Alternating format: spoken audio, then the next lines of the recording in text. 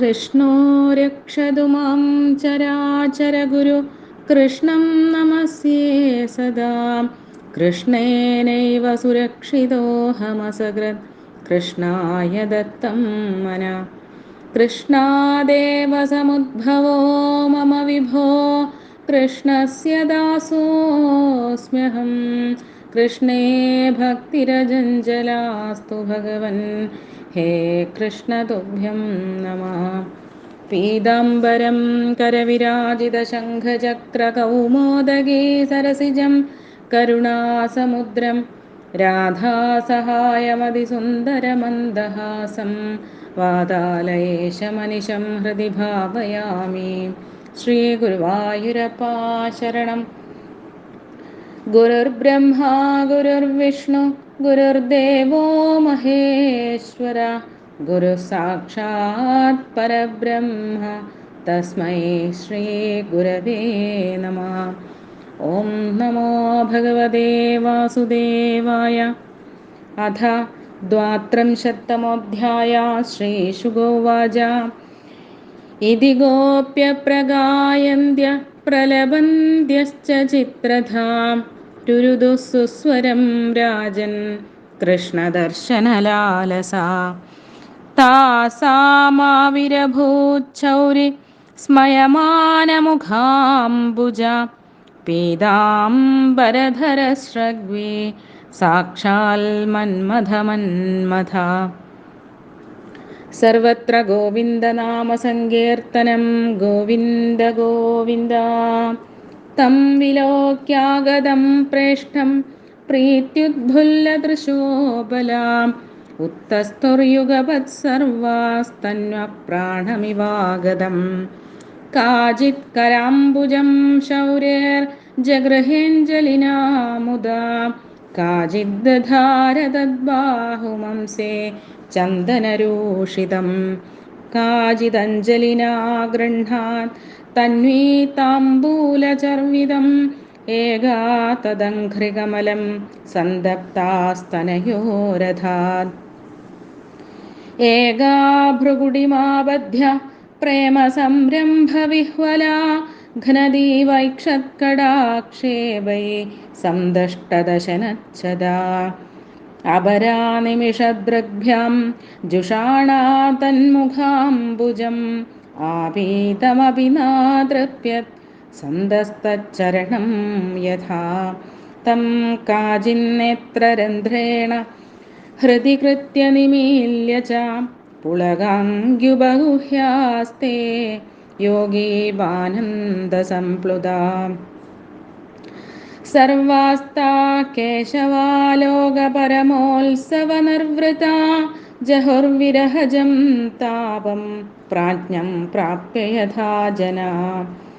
ताभिर्विधूतशोकाभिर्भगवानच्युतो वृथा व्यरोचदाधिकं तात पुरुषशक्तिभिर्यथा। ता समादाय काळिन्द्या निर्विश्य पुलिनं विभो विगसत्कुन्दमन्दारसुरभ्यनिलषट्पदम्।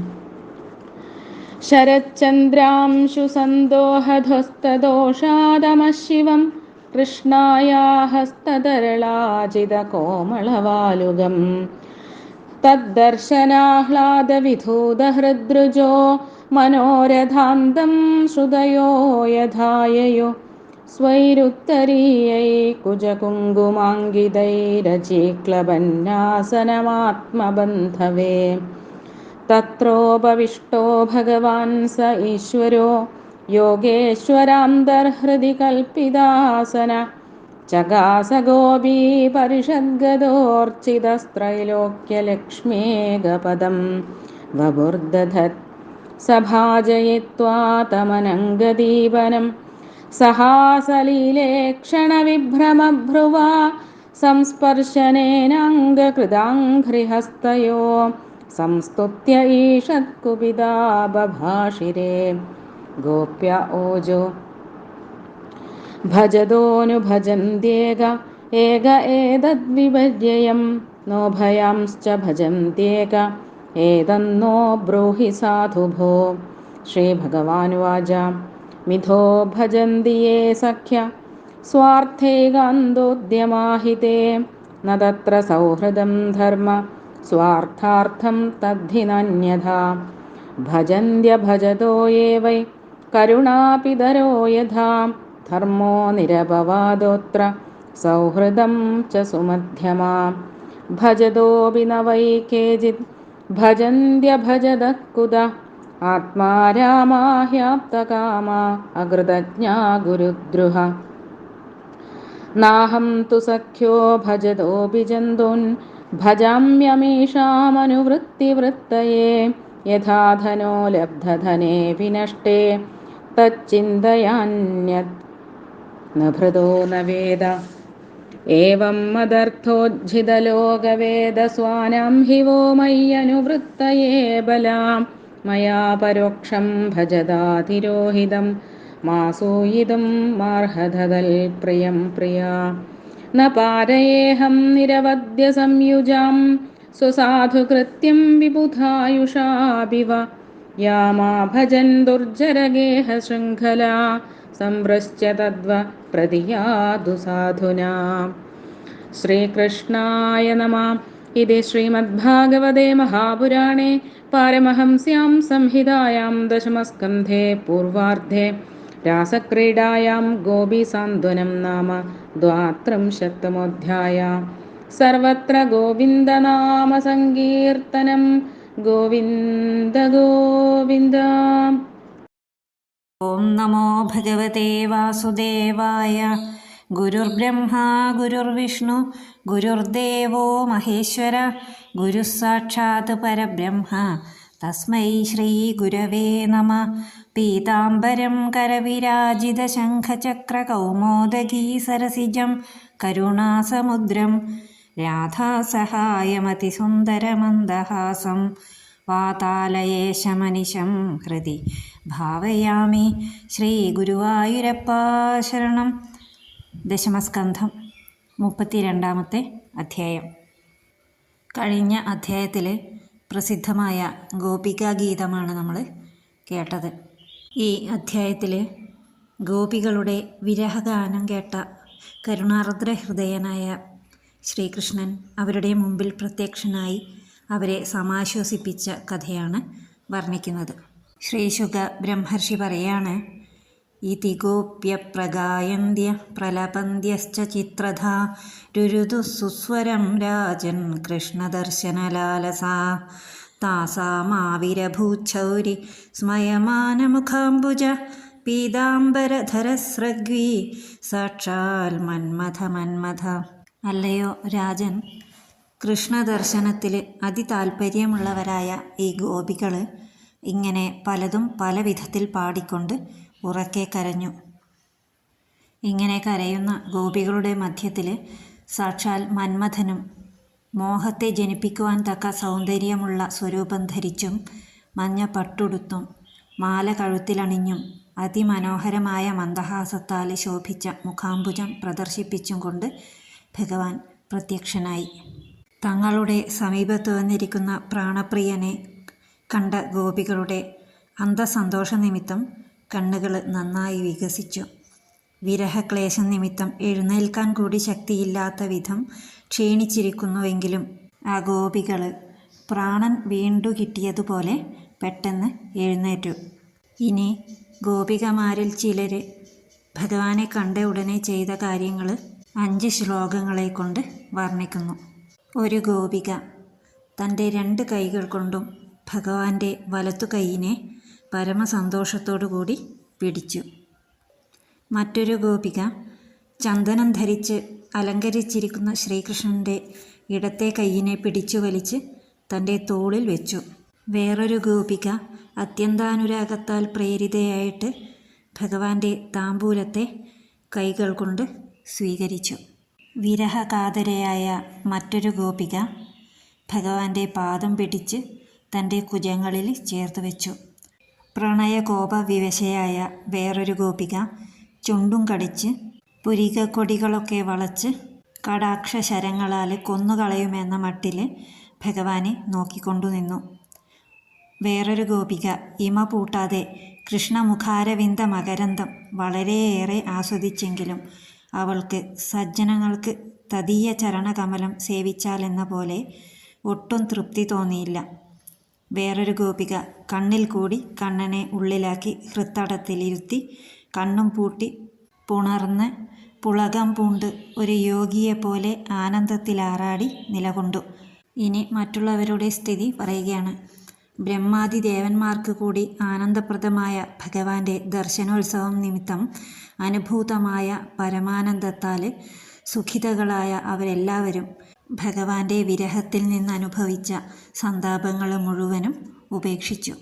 അത് ഏതുപോലെയെന്നാൽ ആധ്യാത്മികാദി താപത്രയത്താൽ സംതപ്തരായ സാധാരണ ജനങ്ങൾ സുഷുപ്തിയിൽ പരമാത്മ സാന്നിധ്യ നിമിത്തം ദുഃഖരഹിതരും ആനന്ദഭരിതരുമായി ഭവിക്കുന്നതുപോലെ.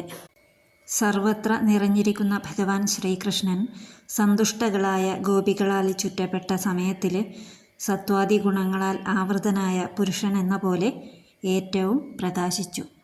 ഭഗവാൻ അവരെയും കൂട്ടിക്കൊണ്ട് കുന്തമന്താരാദി സുമങ്ങളിലെ സൗരഭ്യമേറ്റ് മുരണ്ട് നടക്കുന്ന വണ്ടുകളോട് കൂടിയതും ശരത്കാല ചന്ദ്രൻ്റെ കിരണങ്ങളാൽ ഇരുളകന്നതും കാളിന്തിയുടെ കല്ലോല കരങ്ങളാൽ വിരിക്കപ്പെട്ട തരിമണൽ നിറഞ്ഞതും സുഖകരവുമായ കാളിന്തി പുളിനത്തിലേക്ക് പോയി.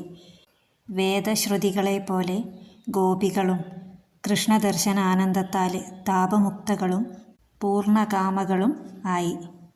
അവർ ഭഗവാനെ ഇരിക്കാനായി തങ്ങളുടെ കുജകുങ്കുമാങ്കിതങ്ങളായ ഉത്തരീയങ്ങൾ കൊണ്ട് വിശിഷ്ടാസനം വിരിച്ചു. ഭഗവാൻ അവരുടെ മധ്യത്തിൽ ആ ഉത്തരീയാസനത്തിൽ ഇരുന്നു കൊണ്ട് അവർ നൽകിയ താമ്പൂലാദി സൽക്കാരങ്ങൾ സ്വീകരിച്ചു. സമാധി സിദ്ധിച്ചിരിക്കുന്ന യോഗികളാൽ അവരുടെ ഹൃദയകമല മധ്യത്തിൽ അവരാൽ കൽപ്പിക്കപ്പെട്ട ആസനത്തിൽ അന്തര്യാമി രൂപേണ പ്രകാശിക്കുന്ന പരമാത്മസ്വരൂപനായ ഭഗവാൻ ഈ വിധം ഗോപികൾക്ക് അധീനനായി അവരെ അനുസരിച്ചത് അവരുടെ പ്രേമഭക്തിയുടെ പരിശുദ്ധി നിമിത്തമാണ്. അതിനാൽ ബഹുകാല അഭ്യാസത്താൽ ക്ലേശിച്ച് സമാധി സ്വാധീനപ്പെടുത്തി ഭാവനാരൂപേണ ഹൃദയകമല മധ്യത്തിൽ പരമാത്മ സാക്ഷാത്കാരം സിദ്ധിച്ചിരിക്കുന്ന ആ യോഗേശ്വരന്മാരെക്കാൾ ഗോപികൾ ഭാഗ്യമുള്ളവർ തന്നെയെന്ന് വ്യക്തമാകുന്നു. തങ്ങളുടെ കോപത്തെ ഗോപികൾ പ്രകാശിപ്പിച്ച രീതി പറയുന്നു. തങ്ങളുടെ മദനവികാരത്തെ ഉജ്ജ്വലിപ്പിച്ച ഭഗവാനെ ആസനദാനം, താമ്പൂലദാനം മുതലായ സൽക്കാരങ്ങൾ കൊണ്ട് പൂജിച്ചു. ഭഗവാന്റെ കൈകാലുകൾ തങ്ങളുടെ മടിയിലെടുത്തു വെച്ച് സൗമ്യമായി തലോടി. ഹൃദയത്തിലുള്ള പ്രണയകോപത്തെ പ്രകാശിപ്പിക്കാതെ ഭഗവാന്റെ മുഖകമലത്തെ സവിലാസം കടാക്ഷിച്ച് കുറെ സ്തോത്രം ചെയ്തു. പിന്നെ മന്ദഹാസം ചെയ്തുകൊണ്ട് പുരികക്കൊടികൾ അല്പമാത്രം വളച്ചു പിടിച്ച് ഉള്ളിലുള്ള കോപത്തെ നന്നേ ലഘുവായി പ്രകാശിപ്പിച്ചുകൊണ്ട് ഇങ്ങനെ ചോദിച്ചു: ഭജതോനുഭജന്ത്യേക ഏക ഏതദ്വിപര്യം നോഭയാംശ്ച ഭജന്ത്യേക ഏതന്നോ ബ്രൂഹി സാധുഭോ. ഭഗവാനെ, ഈ ലോകത്തിൽ ചില ആളുകൾ ഇങ്ങോട്ട് സേവിക്കുന്നവരെ അങ്ങോട്ടും സേവിക്കുന്നു. മറ്റു ചില ആളുകൾ ഇങ്ങോട്ട് സേവിച്ചില്ലെങ്കിലും അങ്ങോട്ട് സേവിക്കുന്നു. ഇനി മൂന്നാമതൊരു കൂട്ടരുണ്ട്. അവർ സേവിക്കുന്നവരെയോ സേവിക്കാത്തവരെയോ ആരെയും അങ്ങോട്ട് സേവിക്കുന്നില്ല. ഇതിൻ്റെ അർത്ഥമൊന്ന് ഞങ്ങൾക്ക് ശരിക്ക് പറഞ്ഞു തരണേ. ഗോപികളുടെ ചോദ്യം കേട്ട ഭഗവാൻ അതിന് മറുപടി പറയുകയാണ്: അല്ലയോ സഖികളെ, അന്യോന്യം ഭജിക്കുന്നവർ സ്വാർത്ഥലോലുപരാകുന്നു. അതിൽ സൗഹൃദമോ ധർമ്മമോ ഇല്ല. സ്വാർത്ഥത്തിനു വേണ്ടി മാത്രമാണ് അത്. അല്ലയോ സുന്ദരികളെ, തങ്ങളെ സേവിക്കാത്തവരെ അങ്ങോട്ട് സേവിക്കുന്നവർ കരുണാലുക്കളാകുന്നു. മാതാപിതാക്കന്മാർ സ്വസന്താനങ്ങളെ സ്നേഹിക്കുന്നത് പോലെ കരുണയാൽ അവരെ അന്യരെ സ്നേഹിക്കുന്നതാകുന്നു. ഭജിക്കാത്തവരെ ഭജിക്കുന്നവർ രണ്ട് തരക്കാരുണ്ട്. കരുണയുടെ ആധിക്യ നിമിത്തം ചിലർ, സ്നേഹാധിക്യ നിമിത്തം ചിലർ. സന്താന സ്നേഹാധിക്യ നിമിത്തം മാതാപിതാക്കന്മാരും പ്രാണികാരുണ്യ നിമിത്തം സജ്ജനങ്ങളും ഭജിക്കാത്തവരെ ഭജിക്കുന്നവരാകുന്നു. രണ്ടു പേർക്കും പ്രതിഫലകാംക്ഷ ഇല്ല. ഇനി മൂന്നാമത്തെ കൂട്ടരെ പറ്റി പറയുന്നു. ചിലർ തങ്ങളെ ഭജിക്കുന്നവരെ കൂടി ഭജിക്കാത്ത സ്ഥിതിക്ക് ഭജിക്കാത്തവരെ ഭജിക്കുന്നില്ലെന്ന് പിന്നെ പറയേണ്ടതില്ലല്ലോ. ഈ തരത്തിൽ ഭജിക്കുന്നവരെ കൂടി ഭജിക്കാതിരിക്കുന്ന കൂട്ടത്തിൽ 4 തരക്കാർ ഉണ്ട്. ആത്മാരാമന്മാർ, ആപ്തകാമന്മാർ, അകൃതജ്ഞന്മാർ, ഗുരുദ്രോഹികൾ. ആത്മാരാമന്മാരെ പറ്റി പറയുകയാണെങ്കിൽ, ആത്മാവിൻ്റെ ആനന്ദ സ്വരൂപത്തെ അറിഞ്ഞനുഭവിക്കുന്ന മഹാത്മാക്കൾക്ക് ബാഹ്യദർശനമില്ലാത്തതിനാൽ അവരെ ഭജിക്കുന്നവരുടെ ശരീരത്തെ അവർ കാണുന്നില്ല. സർവത്ര പരിപൂർണനായ ആത്മാവിനെ മാത്രം കണ്ടുകൊണ്ടിരിക്കുന്ന അവർ സേവ്യ സേവക ഭാവത്തെ തന്നെ അറിയാത്തതിനാൽ തങ്ങളെ ഭജിക്കുന്ന ഭേദദർശികളെ അഭേദദർശികളായ ഈ മഹാത്മാക്കൾ ഭജിക്കുന്നില്ല. ആപ്തകാമന്മാരെ പറ്റി പറയുകയാണെങ്കിൽ, ബഹിർദർശനമുണ്ടെന്നിരിക്കലും വിഷയാശ ലേശവുമില്ലാത്തതിനാൽ ആപ്തകാമന്മാരും അന്യരെ ഭജിക്കുന്ന പ്രവൃത്തിയിൽ അവരുടെ മനസ്സിനെ വ്യാപരിപ്പിക്കുന്നില്ല. ഇനി അകൃതജ്ഞന്മാരെ പറ്റി പറയുന്നു. അന്യൻ ചെയ്തിരിക്കുന്ന ഉപകാരത്തെ തിരിച്ചറിയാൻ ബുദ്ധിശക്തിയില്ലാത്ത മൂഢന്മാരായ അകൃതജ്ഞന്മാർ അവർക്ക് ചെയ്ത ഉപകാരത്തിന് പകരം അങ്ങോട്ട് സേവിക്കേണ്ടതായ ധർമ്മം നിർവഹിക്കാൻ വേണ്ടിയിട്ടെങ്കിലും സജ്ജനങ്ങളെ സേവിക്കുന്നില്ല. ഇത് അവരുടെ മൂഢത നിമിത്തമാകുന്നു. ഉപകാരം ചെയ്തവൻ ഗുരുവാകുന്നു. ഇങ്ങോട്ട് ഉപകാരം ചെയ്തവർക്ക് പകരം ഉപകരിക്കുന്നില്ലെന്ന് മാത്രമല്ല, അവരെ തിരസ്കരിച്ച് ദ്രോഹിക്കുകയും കൂടി ചെയ്യുന്ന ഇവരെ അതികഠിനന്മാരാകുന്നു. അല്ലയോ സഖികളെ, ഞാൻ ഈ കൂട്ടത്തിലൊന്നും പെടുന്നില്ല. ഭജിക്കുന്നവരുടെ ഭജനം നിരന്തരമാകാൻ വേണ്ടിയാണ് ഞാൻ അവരെ ഭജിക്കാതിരിക്കുന്നത്. നിർധനന് ധനം ലഭിച്ചിട്ട് അത് നഷ്ടമായാൽ അവന് പിന്നെ ആ സങ്കടം കൊണ്ട് മറ്റൊന്നും ചിന്തിക്കാൻ സാധിക്കുകയില്ലല്ലോ. എനിക്കു വേണ്ടി ലോകമര്യാദകളെയും വേദശാസനങ്ങളെയും സ്വജന നിരോധനങ്ങളെയും വെടിഞ്ഞ നിങ്ങൾ നിരന്തരമായി എന്നെ സ്മരിക്കണമെന്ന് കരുതി ഞാൻ മറഞ്ഞിരുന്നതാണ്. പ്രിയകളെ, അതിന് എന്നോട് പരിഭവിക്കരുത്. സുദൃഢമായ ഗേഹശൃംഖലയെ അറുത്ത് എന്നെ ഭജിക്കാനെത്തിയ നിങ്ങളുടെ ഈ സൽകൃത്യത്തിന് പ്രത്യുപകാരം ചെയ്യാൻ അനന്തകാലം കൊണ്ടും സാധ്യമല്ല. നിങ്ങളുടെ ഈ സൽകൃത്യം പ്രത്യുപകാരമുള്ളതായി ഭവിക്കട്ടെ. ഭഗവാന്റെ ഈ വാക്കുകളോടെയാണ് ഈ അധ്യായം അവസാനിക്കുന്നത്. സർവം ശ്രീകൃഷ്ണാർപ്പണമസ്തു. സർവത്ര ഗോവിന്ദനാമ സങ്കീർത്തനം. ഗോവിന്ദ ഗോവിന്ദ.